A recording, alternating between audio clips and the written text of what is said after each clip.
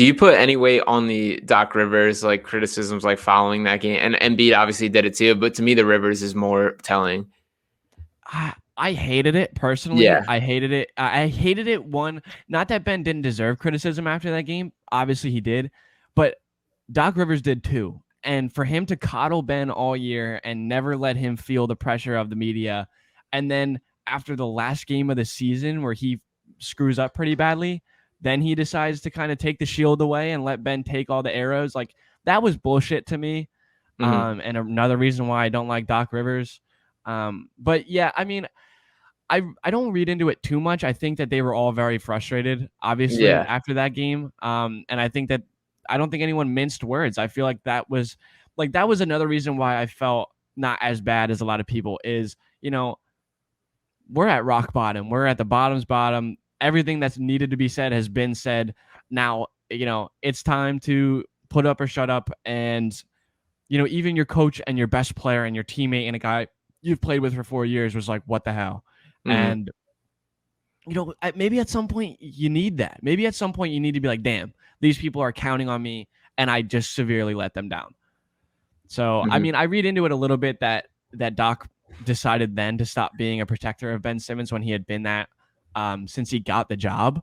Yeah, and that Uh, was my issue with it too, is just like the how over the top and protecting him and defending him throughout the entire season, and then to just kind of drop that and just I don't know if he's a championship point guard. I can't answer that question. To he's not me, a point guard.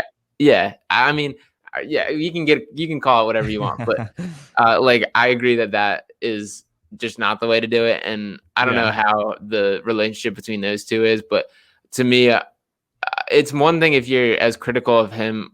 Again, an issue I've had with Doc straight through is how much more protective he is of Ben versus any other player, and just like I don't understand why when Ben's shooting is criticized, which is certainly a fair criticism, why he just points out all the great passing and defense that he has, which is certainly valid. But when a guy like you critique like Embiid's passing out of the post or something like that, he doesn't bring He's up. even critiques like Furkan Yeah, like heavily, and I'm like, like to me as a guy like, and not that like I'm not doing this to be any sort of way, but like I played point guard in high school. I got screamed at for everything that went wrong.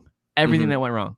It didn't even matter if it was my fault. It ended up being my fault. Like for Ben, if you're gonna play point guard, like a coach should be extended by their guard, by their point guard.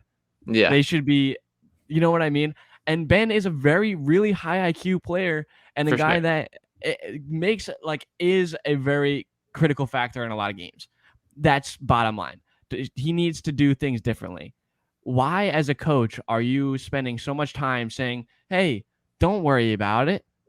Don't think about it. It's fine. Like Yeah, to me, as a coach, as a guy that wants your team to win, not only win, but win with the players that you have, why in the world are you walking into that gym every day and not saying, here's what you need to do? Here's what you're going to do. Like, you should be pushing him every single day to become the best player. Like, you are failing as a coach if he doesn't shoot next year. If he's not the best player that he can be over the next 2-3 years, like the coach is failing him as well as much as he's failing himself. Genuinely. hmm That's something that I firmly believe in. And like, I've talked to a million coaches in my life that say, if I don't do my job and make my team as best as they can be and make my players as best as they can be, then I've failed as a coach, no matter how many games we win.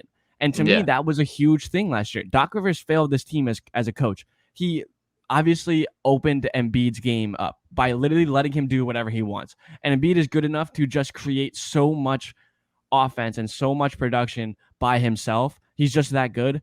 But in turn, it kind of hindered that. Like that was the only person he really unleashed, I guess is the way what I'm trying to say. And I think hmm I think it's a shame that that's the way it should be. I think Embiid should be able to do basically whatever he wants, but within the standard of everyone else should be unleashed as well. And again, there's so many times where it happens and stretches where it happens with Ben or it happens with Tobias or it happens with Seth Curry. Like, why did it take? Tell me something. Why did it take until the playoffs for Doc to realize that Seth Curry can be a legitimate factor in every facet of the offense? Why does it take him 82 plus games to realize that?